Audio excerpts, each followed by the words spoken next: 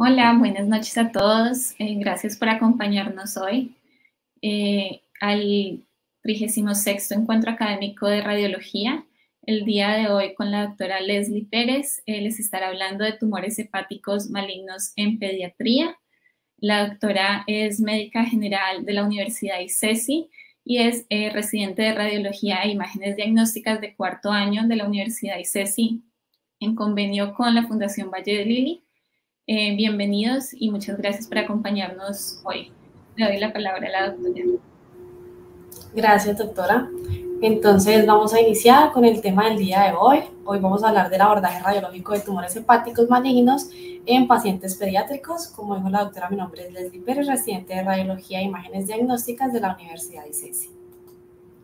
Entonces, primero tenemos esta tabla de contenido en donde nos vamos a ubicar un poco de cómo vamos a abordar esta exposición. Primero vamos a tener los objetivos, luego la introducción, las recomendaciones imagenológicas para el abordaje de este tipo de lesiones hepáticas.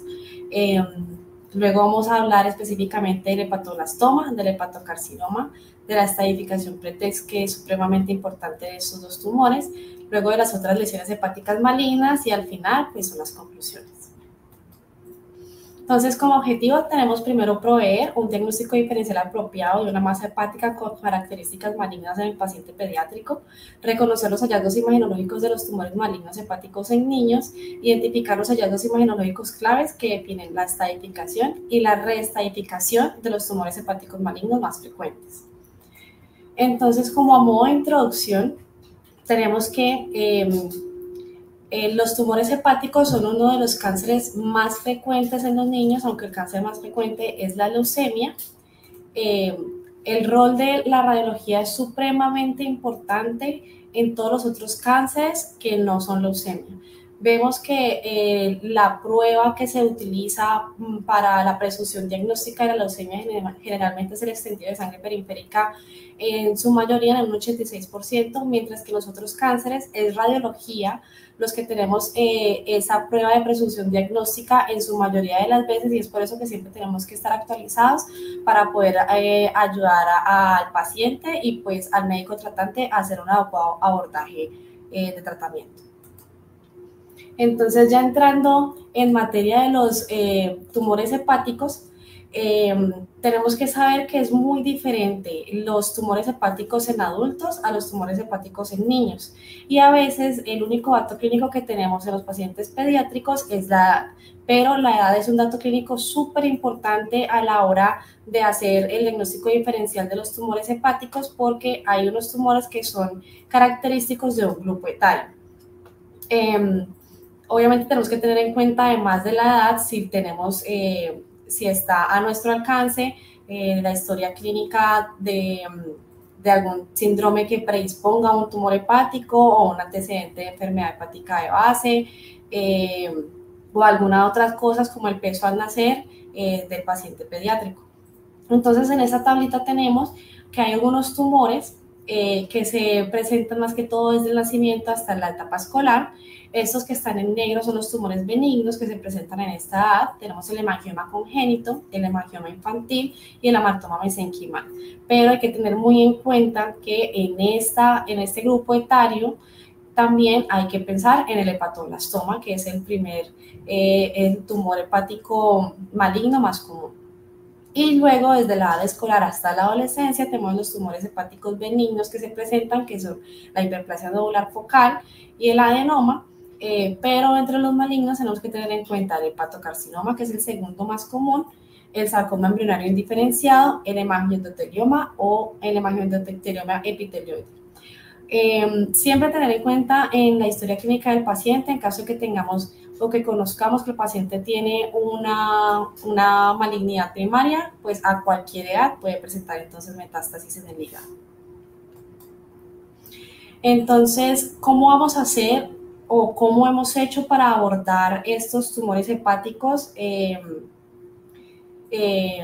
dependiendo de las guías? Antes no habían guías, se trataba de utilizar el LIRADS del adulto también en el niño, pero como no habían guías y no había nada que nos ayudaran a hacer este abordaje radiológico, en el 2017 se formó este grupo del IRADS pediátrico del American College of Radiology, en donde nos ayudan y nos dan una guía de abordaje radiológico para poder hacer un adecuado diagnóstico diferencial.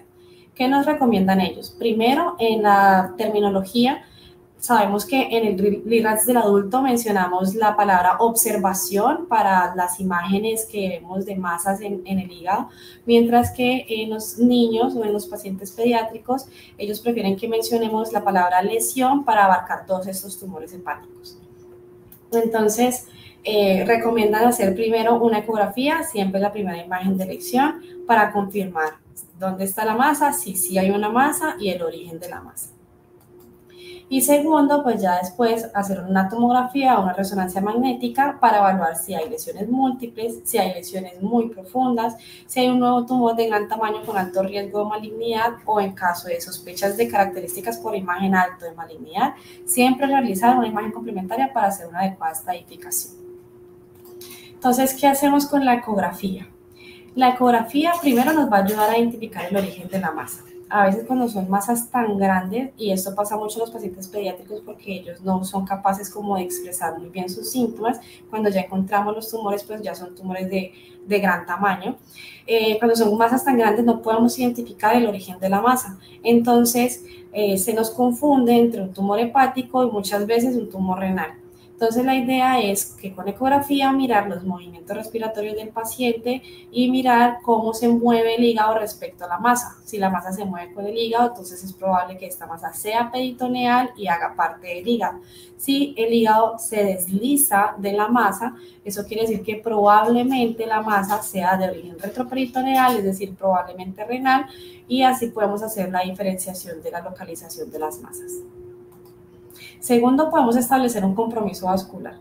No solamente el Doppler nos va a ayudar a evaluar si hay un compromiso o una infiltración de las estructuras vasculares del hígado, sino que además nos puede ayudar en la naturaleza del tumor. Puede que sea un tumor hipervascular y el Doppler nos va a ayudar mucho en estas características. Y tercero, pues también nos va a dar información sobre las características de la lesión, ya sea que tenga contenido graso, si tenga contenido líquido, si tiene calcificaciones, pues la ecografía también nos puede dar esa información. Y luego entonces ya vamos a las modalidades de imagen que nos van a dar más información acerca de estos tumores. Entonces, ¿cuál se prefiere? La resonancia magnética. ¿Por qué? Porque la resonancia magnética es multifase y además tiene una mejor resolución de tejido. Además, no nos olvidemos que la resonancia magnética no tiene radiación ionizante, entonces esto es algo muy positivo en los pacientes pediátricos. ¿Y qué es lo negativo? Pues que generalmente en los pacientes menores de 8 años vamos a necesitar una sedación y pues vamos a tener que someter al paciente a múltiples sedaciones en caso de que se quiera hacer una múltiple estadificación. Entonces, si tenemos limitación de tiempo, tener en cuenta que se debe realizar secuencias de valor diagnóstico. Y la tomografía, pues la tomografía también tiene sus cosas buenas, tiene una mejor resolución espacial y además la reconstrucción multiplanar es la que nos va a ayudar en esta resolución espacial. Y lo negativo que todos sabemos, pues es una radiación ionizante. Entonces la idea es que si se tiene que hacer, se hagan estrategias para minimizar la dosis. Y si se hace, pues que sea porque haya una contraindicación para la resonancia magnética, porque no tengamos disponibilidad, porque no en todos los hospitales tenemos disponibilidad de resonancia, o cuando se requieran múltiples eventos con anestesia y pues prefiramos utilizar la tomografía. Entonces, cuando tenemos en cuenta de las recomendaciones imagenológicas que siempre nos recomienda la resonancia magnética, hay dos medios de contraste que se pueden utilizar. Está el agente extracelular, que tiene aprobación por la FDA para uso en niños menores de 2 años, como el Gadovis y el Dotarem, pero estos agentes extracelulares no tienen una indicación específica para imagen del hígado. Mientras que tenemos los agentes hepatobiliares, que son el Multihance y el Primovis, que el Primovis, por ejemplo, es seguro en niños desde los 2 meses hasta los 18 años y tiene aprobación FDA para imagen del hígado pediátrico, además que se alcanza una fase hepatobiliar mucho más rápido que el Multihance. Sin embargo, el Multihance pues tiene una mejor opacificación vascular. Pero no en todos los hospitales tenemos estos agentes hepatobiliares disponibles, entonces casi siempre nos quedamos con estos agentes extracelulares. Sin embargo, múltiples estudios han mostrado que el agente extracelular no es suficiente y no es tan sensible para hacer una diferenciación de los diagnósticos de las masas hepáticas, y que la fase y el agente hepatobiliar nos va a ayudar a caracterizar mejor esta lesión. Entonces, sí, en los múltiples estudios que han salido comparando como estos dos agentes de medio de contraste, recomiendan que se realice con el medio de contraste hepatobiliar. Entonces vamos a dar inicio entonces a los tumores hepáticos malignos. Empezamos con el hepatoblastoma. El hepatoblastoma es un tumor embrionario derivado de células precursoras hepáticas. Es el 37% de los tumores primarios malignos del hígado. Es predominantemente unifocal y tiene un predominio por el lóbulo derecho, sin embargo puede presentarse de manera multifocal y en todos los lóbulos. Se presenta más que todo entre los 6 y los 3 años y tiene una relación 1,6 a 1 de hombres a mujeres, siendo más frecuente en los hombres. Estos pacientes tienen una elevación de la alfa-fetoproteína, entonces nos podemos ayudar con este laboratorio para hacer el diagnóstico en caso de que tengamos duda por imagen. Y hay que tener en cuenta que tenemos estos factores de riesgo para el hepatoblastoma, y es que los prematuros con muy bajo peso al nacer, es decir, los prematuros menores de 1.500 gramos, aunque no hay explicación, tienen una alta relación con hepatoblastoma. Es tanto así que ha aumentado significativamente el número o la incidencia de hepatoblastoma en las últimas 2 décadas por la supervivencia o el aumento de la supervivencia de estos prematuros extremos. Otros síndromes que también pueden estar relacionados con el hepatoblastoma es la poliposis adenomatosa familiar y el síndrome de Beckwith-Wiedemann y la trisomía 18. La relación entre el síndrome de Beckwith-Wiedemann y el hepatoblastoma es tan alta que hay recomendaciones de tamizaje en donde recomiendan que si se hace el diagnóstico de este síndrome se debe realizar ecografías cada 3 meses hasta los 8 años para descartar o pues detectar tempranamente este tipo de tumor, al igual que tamizaje con alfa-fetoproteína cada 3 meses hasta los 4 años. Entonces, ¿cómo vamos a ver el hepatoblastoma? El hepatoblastoma es un tumor bien definido, lobulado y con septos, es decir, que vamos a tener una buena diferenciación entre el tumor y el parénquima hepático sano. Ya en las características por imagen, pues dependiendo de la histología del tumor, si es epitelial tiende a ser un poquito más homogéneo, si es mixto pues tiende a ser más heterogéneo por algunos componentes osteoides, cartilaginosos y fibrosos, y el 50% de estos tumores pues presentan calcificaciones. Entonces, por tomografía, recuerden que si no tenemos la opción de hacer la resonancia, pues se puede hacer la tomografía. Siempre se debe hacer una angiotomografía donde tengamos una fase arterial y una fase venosa. La fase arterial debe realizarse en el hemiabdomen superior y la fase venosa debe realizarse en abdomen y pelvis. En la tomografía, entonces, el tumor lo vamos a ver más hipodenso que el resto del parénquima hepático en todas las fases de la tomografía. Y en la resonancia magnética lo que vamos a ver es que este tumor se comporta hiperintenso en las secuencias con información T2, hipointenso en las secuencias con información T1, y su realce también es menor que el resto del parénquima hepático en todas las fases arterial, venosa y tardía. Algunos componentes del hepatoblastoma pueden presentar también restricción a la difusión, y que tengamos en cuenta que es importante que la fase hepatobiliar no presenta retención de contraste, es decir, que en la fase hepatobiliar este tumor siempre se va a ver más hiporrealzante que el resto del parénquima hepático. Como segundo tenemos el hepatocarcinoma. El hepatocarcinoma es un tumor maligno de células de diferenciación del hepatocito, es la segunda malignidad primaria del hígado más común. Afecta entre los 10 y los 14 años, entonces ahí vemos las diferencias de los grupos etarios entre el hepatoblastoma y el hepatocarcinoma, y es raro que se presente antes de los 5 años. ¿Qué hay que tener en cuenta a diferencia de los adultos? Que el 70% de los pacientes pediátricos diagnosticados con hepatocarcinoma no tienen una enfermedad hepática de base. Otra cosa que tienen de diferencia el hepatocarcinoma en los pacientes pediátricos y los adultos es que el tratamiento es mucho más eficaz en los niños porque la quimio es mejor en los niños, entonces siempre se recomienda una neoadjuvancia para tratamiento de sus pacientes y además que aumenta la supervivencia de estos pacientes el hecho de que se puedan hacer resecciones y trasplantes hepáticos que en los pacientes adultos no se pueden realizar, a pesar de que tengan una enfermedad local avanzada, es decir, un tumor de mayor tamaño o que tenga multifocalidad. Lo que sí hay que tener en cuenta es que no se puede hacer trasplante en pacientes pediátricos con hepatocarcinoma si tiene una extensión extracelular, extrahepática, si tienen una metástasis o tienen invasión vascular. Y el 70% de esos pacientes con hepatocarcinoma también presentan elevación de la alfa-fetoproteína. Entonces, estas masas del hepatocarcinoma son mucho más heterogéneas que el hepatoblastoma, son típicamente grandes y no son tan definidos como el hepatoblastoma, entonces podemos ver que no tenemos un borde donde podemos delinear exactamente por dónde va el tumor, sino que el tumor es un poquito más difuso. El tumor también se presenta hiperintenso ligeramente en las secuencias con información T2, hipointenso en las secuencias con información T1, pero algo que nos puede ayudar a diferenciar demasiado el hepatoblastoma, a pesar del grupo etario también, es que en la fase arterial hay un habido realce del hepatocarcinoma y presenta lavado en la fase venosa. La mayoría también de los hepatocarcinomas presentan restricción a la difusión. Entonces, en esta imagen tomográfica también vemos que eso es una fase arterial y ya está empezando a presentar este ávido realce que presenta el hepatocarcinoma en la fase arterial. Y tener en cuenta que la fase hepatobiliar tampoco presenta retención de medio de contraste. Entonces, a pesar que el 70% de los niños que tengan hepatocarcinoma no tienen enfermedad de base, pues también tenemos que saber que el otro 30% sí lo van a tener y tenemos que saber cuáles son las causas de cirrosis en niños.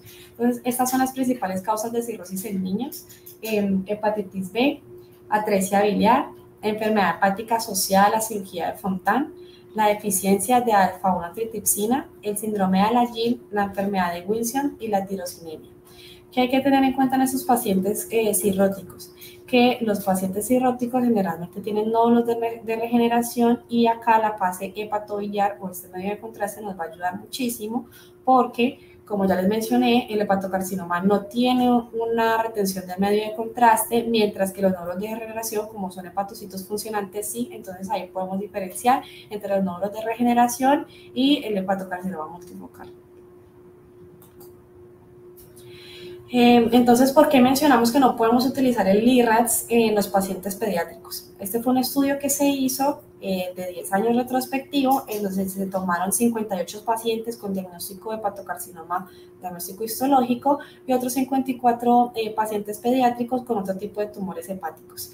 Se realizó la revisión de las imágenes por 3 radiólogos diferentes y se vio que el 37% de los pacientes que presentaban clasificación LIRAD-5 eran lesiones benignas, mientras que hemos visto que en los estudios de los adultos solamente hasta el 3% pueden tener el margen de error de clasificar el LIRAD-5 como lesiones malignas. Entonces, vemos ahí ya entonces la diferencia entre los pacientes pediátricos y los pacientes adultos, y es por eso que no podemos utilizar el LIRAD en los pacientes pediátricos. Tenemos una variante del hepatocarcinoma que es el hepatocarcinoma fibrolaminar. Este es distinto al hepatocarcinoma clásico y es una entidad rara. Se presenta más que todo en adolescentes mayores y en menores de 20 años. Y la alfa-fetoproteína en estos pacientes generalmente es normal. Usualmente es solitario, circunscrito y o localizado en el lóbulo hepático derecho. ¿Cuál es la característica por imagen que tiene este hepatocarcinoma fibrolaminar? Es que presenta una cicatriz central, porque él también se presenta ligeramente hiperintenso en las secuencias con información T2, hipointenso en las secuencias con información T1, pero como vemos, esa parte hipointensa central que se veía en el T2 no realza posterior a la administración del medio de contraste en ninguna de las fases. Este hepatocarcinoma tiende a realzar heterogéneamente en la fase arterial y a tener un poquito de lavado en la fase venosa, pero esta región central nunca va a realzar, entonces es la característica de la cicatriz central y así lo podemos diferenciar o clasificar como un hepatocarcinoma fibrolaminar. Entonces, ¿cómo se estadifican estos tumores? Esos tumores se estadifican con el PRETEX, que es un poderoso predictor de supervivencia general en niños con hepatoblastoma y hepatocarcinoma, también su variante. Se describió desde 1992 para ayudar a la estadificación del hepatoblastoma, sin embargo ya se incluyó también el hepatocarcinoma y se hacen unas revisiones frecuentemente evaluando pues las definiciones y los criterios diagnósticos. La versión más reciente fue en 2018. Este pretext está basado en determinar el número de secciones hepáticas contiguas libres de tumores para ayudar al quirúrgico a planear su plan quirúrgico. Entonces, este gráfico, aunque no parezca, pues es en un corte axial. Entonces vemos que esta es la vena cava inferior y la vena suprahepática derecha y la vena suprahepática media son los que nos van a ayudar a dividir las secciones hepáticas y también la fisura umbilical. Entonces, tenemos un lado derecho y un lado izquierdo. El lado derecho es anterior y posterior, la cual está dividida por la vena suprahepática derecha. El lado izquierdo se define como medial y lateral. Entonces, el sector anterior derecho y el sector medial izquierdo está dividido por la vena suprahepática media, y la fisura umbilical entonces nos va a dividir las dos secciones izquierdas, que son medial y lateral. Entonces se divide de 1 a 4. El pretext 1 es cuando hay 3 secciones hepáticas contiguas que están libres de tumor. Es decir, que en el pretext 1 solamente podemos tener tumores que se localicen en la sección posterior derecha y en la sección lateral izquierda, porque de esta manera es que tenemos 3 secciones contiguas libres de tumor. Si a veces tenemos duda de si la otra sección está siendo infiltrada o ocupada por el tumor, lo que debemos hacer es ayudarnos con las estructuras vasculares. Entonces, por ejemplo, aquí tenemos ese tumor que es un tumor grande que está ocupando donde uno tiene conocimiento casi que el lóbulo hepático izquierdo. Sin embargo, vemos que la vena porta izquierda está rodeando esta lesión, es decir, que esa vena está separando las dos secciones izquierdas, la medial y la lateral, o sea que este tumor solamente está ubicado en la sección lateral izquierda. Entonces, siempre ubicarnos de las lesiones vasculares. ¿Qué pasa cuando estamos en unos niveles más arriba o más abajo que no podemos ubicarlo con la estructura vascular? En caso de que haya duda, siempre se debe colocar como si se estuviera infiltrando también en la otra sección para pues, poder abordarlo de esa manera en el tratamiento. El pretext 2 es cuando hay 2 secciones hepáticas contiguas libres de tumor. Entonces, estos son todos los casos en donde se puede presentar un pretext 2, porque en este tipo de clasificación del pretext, generalmente el plan quirúrgico es realizar una lobectomía. Entonces, si se encuentra ubicando estas 2 secciones, que es el lóbulo derecho, pues se puede hacer una lobectomía derecha, en este caso lobectomía izquierda. ¿Qué pasa con este que solamente está ocupando una sola sección? Pues como solamente está ocupando una sola sección, pero es de los segmentos mediales del hígado, pues igual se debe hacer lobectomía entera. Entonces por eso es que se clasifica como un pretext 2. Sin embargo, tenemos este que es el lóbulo caudado, que no lo tenemos incluido como dentro de las divisiones de las secciones, y es porque el lóbulo caudado es un poquito especial.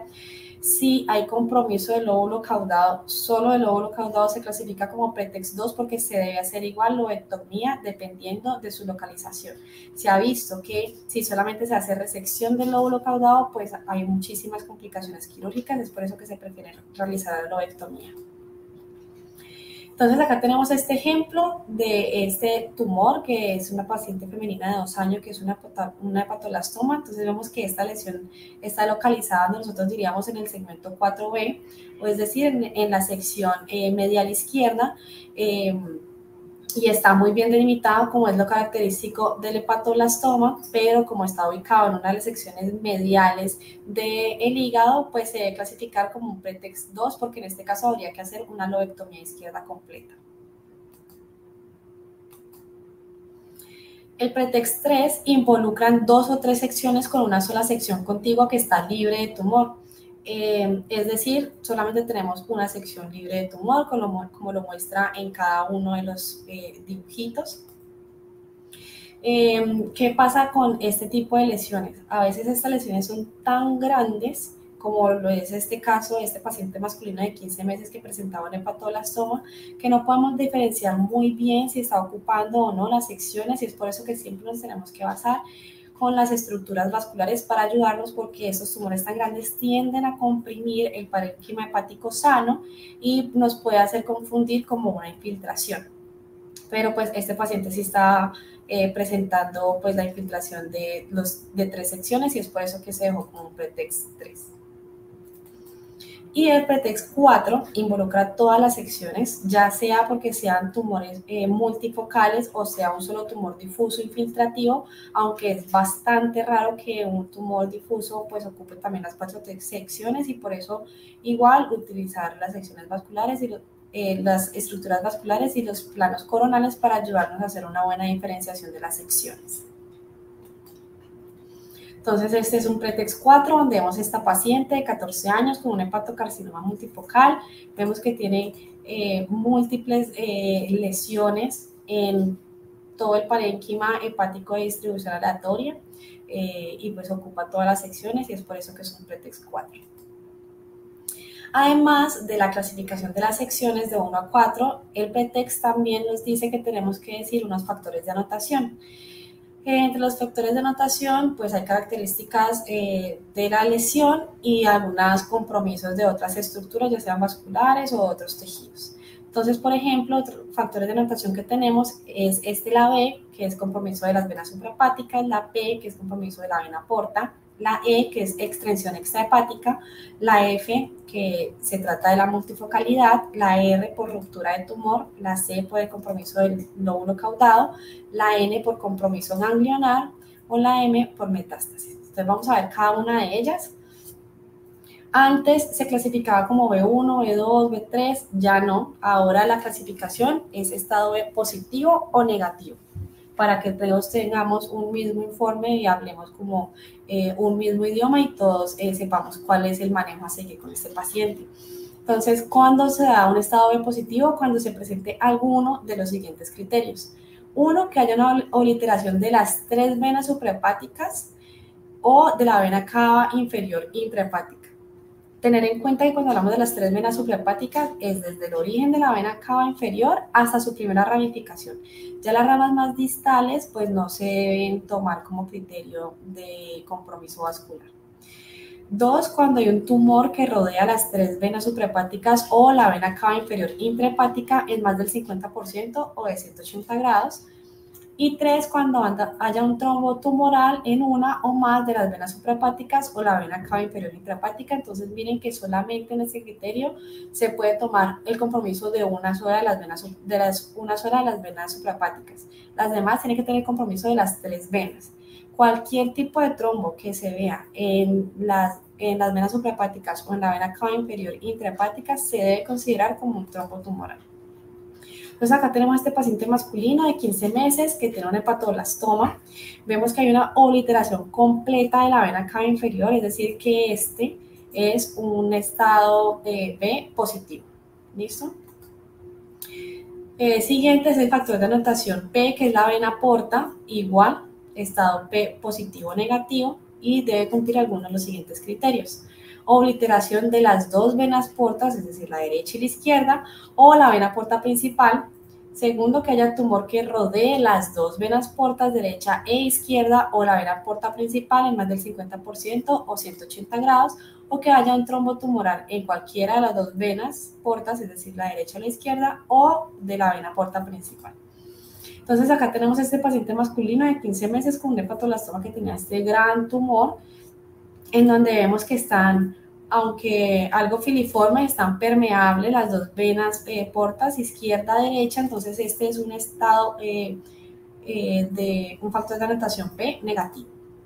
Mientras que este es un paciente masculino de 17 años con un hepatocarcinoma, en donde vemos que hay un trombo tumoral en la vena porta derecha que ya está casi que comprometiendo también la izquierda y se quiere meter como también a la porta principal, es decir que este es un estado P positivo. La E es una enfermedad extrahepática contigua al tumor. En este tenemos que tener un poquito de cuidado porque tiene unas características bastante específicas. Se debe cumplir uno de los siguientes criterios. Uno, que el tumor cruce límites o planos de tejido. Casi siempre lo que hace el tumor es infiltrar la pared abdominal o el diafragma hacia arriba. Entonces eso es lo que tenemos que buscar. Dos, que el tumor esté rodeado por tejido hepático normal en más de 180 grados. Entonces, ¿qué significa esto? No quiere decir que tengamos el tumor intrahepático y si está rodeado de tejido sano, entonces ya es una enfermedad extrahepática. Quiere decir que si el tumor se está saliendo como de la cápsula hepática y vemos que sube o baja, y cuando subimos este pedacito de tumor está rodeado de tejido hepático sano, ahí ya se considera como una enfermedad extrahepática, no del tumor intrahepático. Y tres, cuando hayan nódulos peritoneales, uno de más de 10 milímetros o dos o más de 5 milímetros. Entonces, en esta imagen de la literatura vemos lo que les explicaba. Este es un tumor que en la parte inferior estaba su componente intrahepático y este ya estaba generando como una salida hacia el peritoneo y alcanzaba a salir tanto que arriba alcanzaba a estar rodeado de tejido hepático sano en más de 180 grados, es decir, que este es un estado positivo. ¿Qué hay que tener en cuenta en estos pacientes? Que la ascitis es algo normal, o bueno, no normal, muy común en estos pacientes con tumores hepáticos, entonces no se debe considerar enfermedad extrahepática y el tracto de la biopsia pues puede presentar algo de realce o engrosamiento normal por el tracto, pero si vemos un engrosamiento nodular sí se debe considerar una enfermedad extrahepática. La F entonces nos habla de multifocalidad. Igual, positivo o negativo, si presenta dos o más tumores hepáticos con parénquima hepático interpuesto. A veces cuando los tumores son muy grandes, no podemos diferenciar si están muy juntos, si son uno o son dos, pero está bien que en el pretext pongamos que es uno, si nos confundimos, igual en el posttext o en su tratamiento después, pues se va a disminuir de tamaño, ahí ya podemos diferenciar si es uno o dos. Entonces, en este caso, pues la misma paciente que les mostraba la multifocalidad con el hepatocarcinoma que presentaba múltiples lesiones hepáticas. Esto es solamente mirar que haya tejido hepático sano entre las dos lesiones hepáticas para poder hacer un estado positivo de multifocalidad. La R, entonces, estamos hablando de ruptura del tumor. Entonces es cuando presentemos líquido libre en el abdomen o la pelvis con uno o más de los siguientes hallazgos de hemorragia. Entonces que tenga líquidos o septos, líquido con septos o complejidad interna, que tenga un líquido de alta densidad en la tomografía, es decir, que tenga más de 25 unidades Hounsfield, que las imágenes características de sangre o degradación de productos de la hemoglobina en resonancia magnética, o que en el tumor se vea una ruptura visible o un defecto capsular hepático en la imagen. Entonces, ¿qué tener en cuenta también con este factor de anotación? De nuevo, no se debe considerar el material hemático post-biopsia o post-ruptura quirúrgica, no se debe considerar como ruptura del tumor. La citisola ya les mencioné, no se debe considerar tampoco como ruptura del tumor. Y el líquido subcapsular sin presencia de líquido en otro lugar, así tenga material hemorrágico, tampoco se debe considerar como ruptura del tumor. Entonces, por ejemplo, tenemos este paciente de 17 años con este hepatocarcinoma, que es un tumor bastante grande, difuso, pero vemos cómo hay una interrupción de la cápsula hepática con este material de este tejido al líquido acítico, donde podemos considerar pues, que este es un factor de anotación positivo. El C simplemente es el compromiso del lóbulo caudado. Aquí les traje para que tengamos en cuenta cuáles son los límites del lóbulo caudado por si no los tenemos claros. El lóbulo caudado es la parte del hígado entre la vena porta y la vena cava inferior intrahepática. El margen derecho es una línea dibujada entre el borde lateral derecho de la vena cava inferior, perpendicular a la vena cava inferior. El margen izquierdo es el ligamento venoso, el margen anterior es la porta hepatis y el ligamento redondo, y el margen superior es el domo del hígado y el inferior es el hígado que pasa entre la vena porta principal y la vena cava inferior. Solo para que lo tengamos en cuenta, cada vez que veamos algo que se pase algo de este margen, pues ya se considera un factor de anotación positivo para el lóbulo caudado. Como por ejemplo en esta imagen vemos que ya pues hay una infiltración también del lóbulo caudado, entonces es un estado positivo. La N, que es el de compromiso ganglionar, es donde tenemos uno de los siguientes criterios. Uno, que haya un ganglio con eje corto de más de 1 centímetro o un ganglio portocavo con eje corto de más de 1,5 centímetros. También se puede considerar un ganglio de morfología esférica o con pérdida de hilio graso. Sin embargo, no es tan sensible el diagnóstico con la morfología, entonces es mejor que nos dejemos guiar un poco más por el tamaño. Entonces aquí tenemos en esta imagen este paciente de 17 años con este hepatocarcinoma, donde tenemos estas adenomegalías heterogéneas, esféricas, que claramente miden más de 1,5 centímetros, entonces este es un estado N positivo. La M es la metástasis a distancia. Acá tenemos que tener en cuenta que los pulmones son el sitio más común de metástasis a distancia y están presentes en el 17% del diagnóstico de los pacientes con diagnóstico de hepatoblastoma. La tomografía siempre va a ser la imagen de elección para buscar estas metástasis pulmonares y se debe realizar en todos los pacientes que se les haga un diagnóstico de hepatoblastoma en el momento del diagnóstico.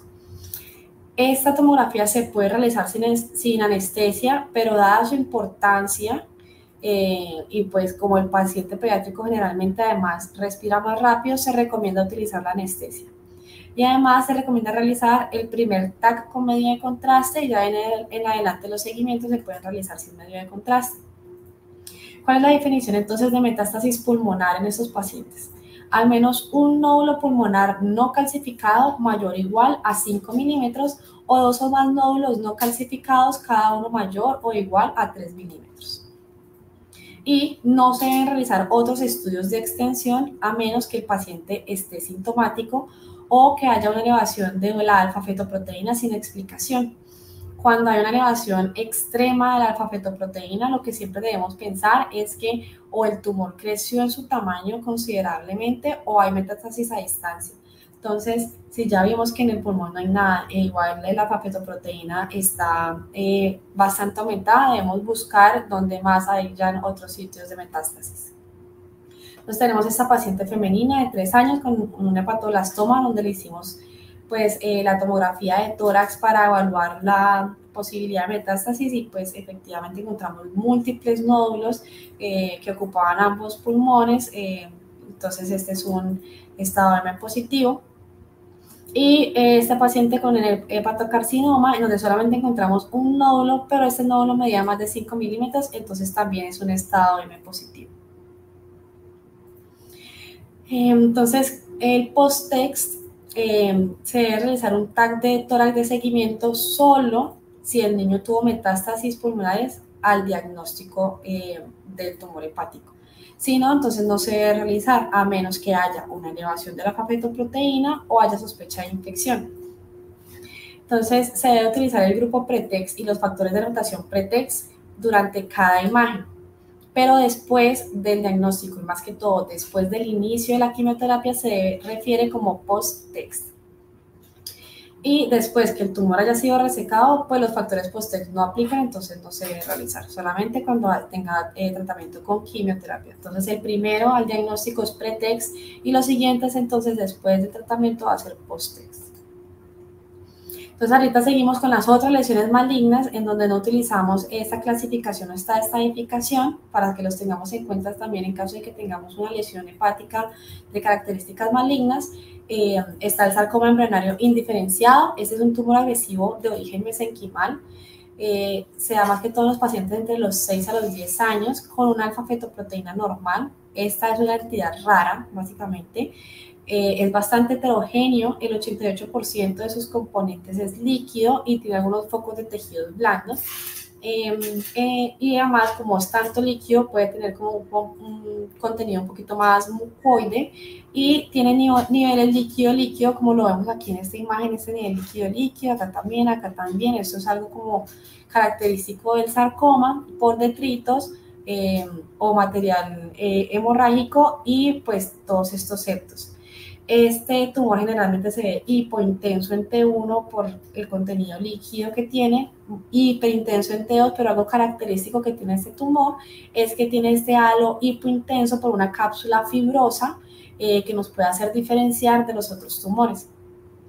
En la tomografía pues lo vamos a ver como con densidad líquida, es decir, hipodenso, y posterior a la administración del medio de contraste, lo que puede realzar generalmente es el tejido blando periférico de todos estos componentes líquidos. También tenemos el hemangiosarcoma epitelioide. Este es un tumor de tejidos blandos raro de origen vascular. Este es un hallazgo generalmente incidental. La alfa-fetoproteína también es normal. Puede presentarse de dos maneras, de forma multifocal, en donde generalmente presentan nódulos periféricos, o puede presentarse como patrón difuso, como una masa confluente infiltrativa, y algo característico o que nos puede ayudar hacia el diagnóstico de esta imagen es que, como lo pueden ver, pues sí, es una masa infiltrativa, pero generalmente los otros tumores hacen un abombamiento de la cápsula, mientras que este tumor lo que hace es una retracción de la cápsula. Esta entidad pues igual también es bastante rara. Y tenemos el angiosarcoma. Este es un tumor maligno de origen vascular. Usualmente, pues como es de origen vascular, contiene focos hemorrágicos y es bastante heterogéneo, mucho más heterogéneo que las lesiones vasculares benignas, y así es como lo podemos ver o de pronto diferenciar, además de su tamaño, porque tienden a ser grandes. También lo podemos diferenciar de las lesiones vasculares benignas, es porque este es mucho más heterogéneo que las otras lesiones benignas. Y por último, pues la metástasis que nunca nos podemos olvidar. Entonces aquí tenemos los tumores pediátricos más comunes en hacer metástasis al hígado, que son el neuroblastoma, el tumor de Wilms y el rhabdomyosarcoma.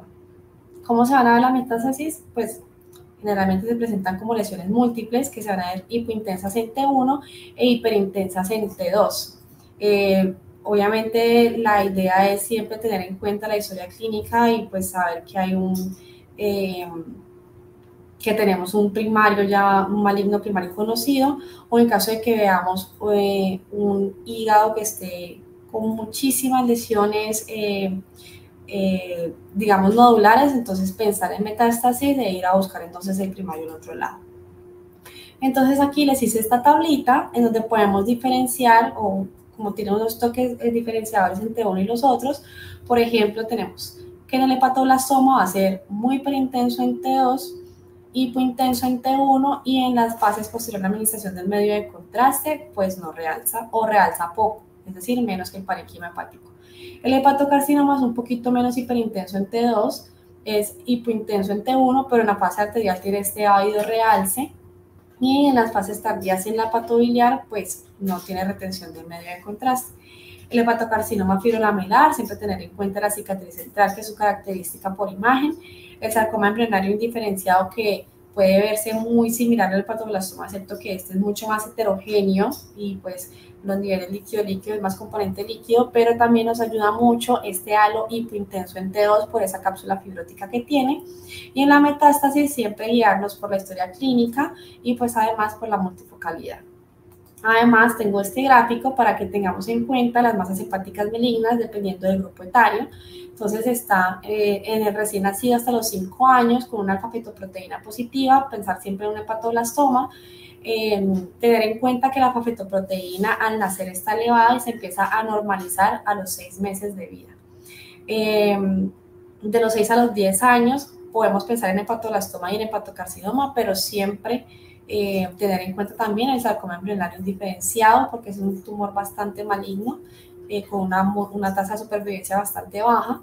Entre los 10 y los 14 años pensar en hepatocarcinoma, entre los 15 y los 20 en el hepatocarcinoma fibrolamelar o el hemangiosarcoma epitelioide, y en todas las edades siempre metástasis y el angiosarcoma. Entonces, como conclusiones, la edad es muy importante, como ya lo vimos en la evaluación de las lesiones hepáticas malignas, porque muchas lesiones ocurren en un grupo etario específico.